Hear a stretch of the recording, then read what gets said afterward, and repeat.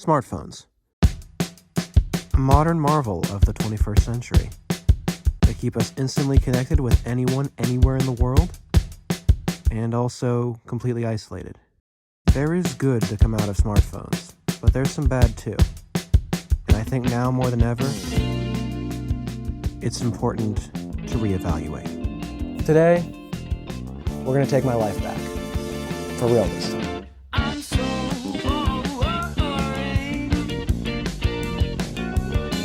If you've been following me for a year or two now, you'll know that I've been doing a lot of digital detox videos where I buy a piece of tech that supposedly will fix my life or eliminate my screen time. I boast about Screen Zen, this app that you can use to moderate your screen time. That doesn't really work either, especially if you're me, a person who has spent most of his life on screens and can't really will himself to just not use it. With all that being said, I am here to offer something that not only is more realistic, but something that maybe you could use, something that I will use. So in order to take my life back, I'm taking 3 important steps here. The first step is to accept that I'm not going to be able to just get rid of my phone because I still need to contact people, I still need to access the internet, I still need music, I still need occasional videos or movies. So instead of just completely trying to remove my phone or trying to partition off different things for other devices to do so my phone becomes less useful, I'm going with a different option. I ordered a Google Pixel 5. I can install a custom operating system that will automatically disable any AI features or doom scrolling. I can eliminate social media. I can get rid of everything from the get-go, so I'm not even exposed to it when I use the device.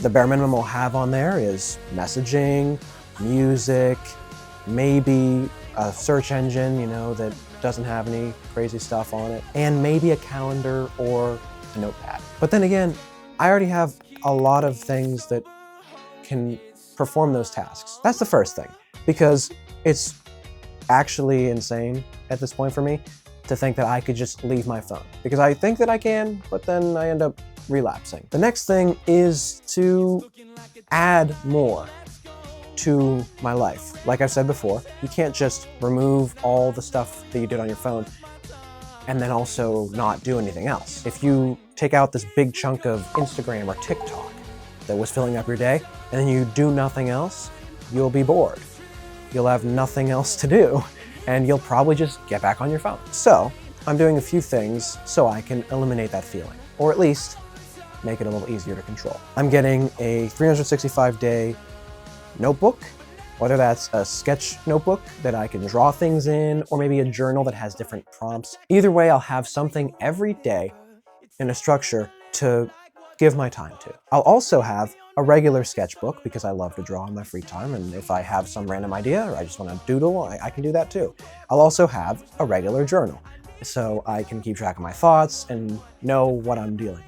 And I'll also be able to spend time with friends. That's also important because the socialization you're getting from using social media is irreplaceable.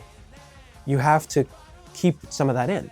You can't just stop interacting with everyone online and then not see anybody in real life. I know this personally because when I didn't have Snapchat or TikTok or Instagram, I was isolated. So the next best thing you can do, instead of using those apps, is to actually connect with people in person. Whether that's a club you're in or a sport you partake in, that's important. You need to have those interactions. Even if it's once a week, you gotta make sure that you do something.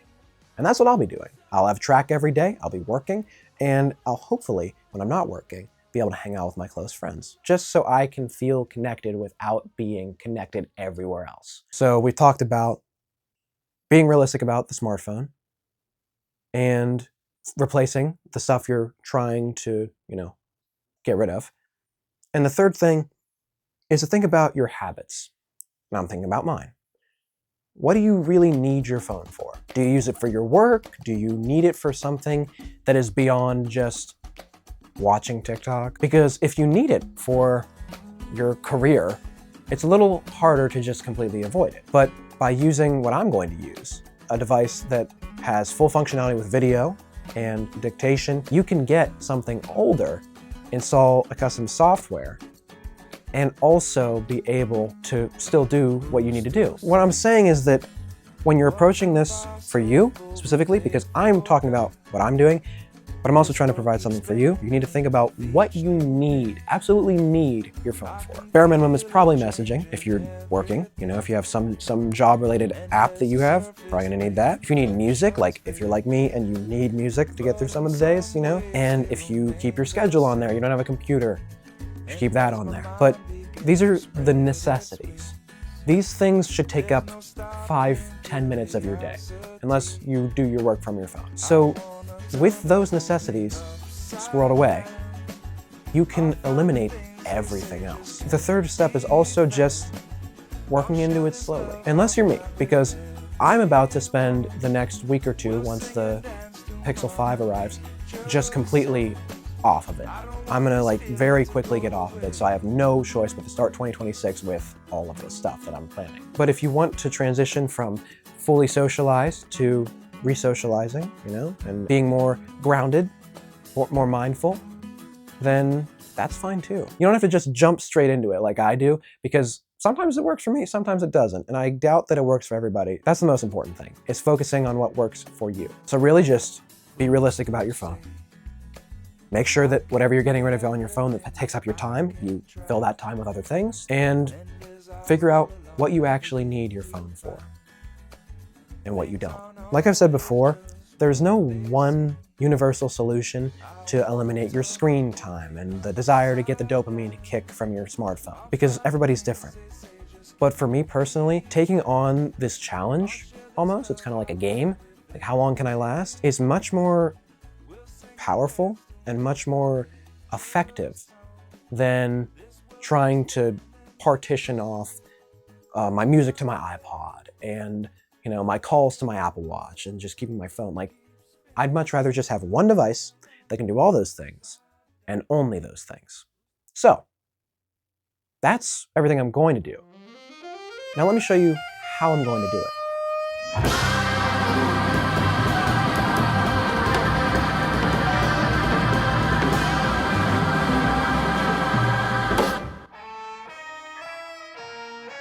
First step, verify that the device you bought is actually your device, you know, because sometimes people sell fake devices. I discover that this is in fact a Google Pixel 5. After that, power it off and hold the power and volume down button. This is specifically for Android devices. I don't know about any other devices. Once you get to the bootloader screen, just leave it there. The next step is to get to Graphene OS's web installer on your computer. And if you have a Google Pixel or a similar Google device, you want to use a Chrome-based browser. Connect your Pixel to your computer. Side note, you'll probably have to install the Google USB driver, because when you plug in your phone to your computer, it won't have any drivers and you won't be able to connect in your browser until you get this installed. Unlock the bootloader, flash Graphene OS, and then lock the bootloader again. When you're done with this, when you restart your phone, it'll reboot into Graphene OS. After that, set up your language, your Wi-Fi. Don't add a Google account unless you need to install apps from the Google Play Store. Do your basic setup, make a PIN. If you have biometrics or face scanning, use that. Now you've got some settings to change, especially if you're trying to minimize the dopamine. Enable the grayscale in the accessibility or display settings. Reduce your brightness and disable adaptive brightness if you want to, if you want manual control. If you want to remove all the notification dots, disable those and only allow the notifications for things that you need. You can change some other things like sounds and vibrations or your battery optimization, but that's really not entirely necessary for everybody. Now this is where I got stumped, because in order to install OLauncher, you can't use Obtainium or Accrescent. So what you need to do is go to F-Droid, F-Droid, and install the APK that allows you to get all these apps. Once you have that installed, then you go to OLauncher, open it, and set it as the default launcher. So we need to sign into Google so I can get my bank app and stuff like that.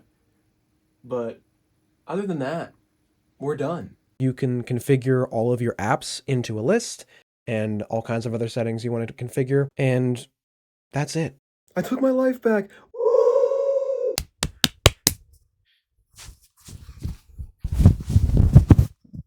So that's pretty much everything that I did to turn a Google Pixel 5 from a smartphone that can potentially just ruin your life into a dumb phone that will work for me. Gotta do a bit of talking. The whole point of me doing this in the first place was mainly to finally have a way to limit my screen time that didn't involve me having to tell myself not to do it. Would I recommend this for most people? Yeah, probably. This Google Pixel was $100 on eBay, and all of the software I've installed is free. Overall, there's minimal interaction with Google Play. The only things that I had to install are my bank app and Tidal, and the calendar too, I guess. But everything else you could get through Graphene OS. I'm glad to say that after years, probably, of trying to reduce my screen time and trying to go minimal, I finally did it. I finally committed to it. Not only do I have a dumb phone, but I'm also going to get rid of this smartphone.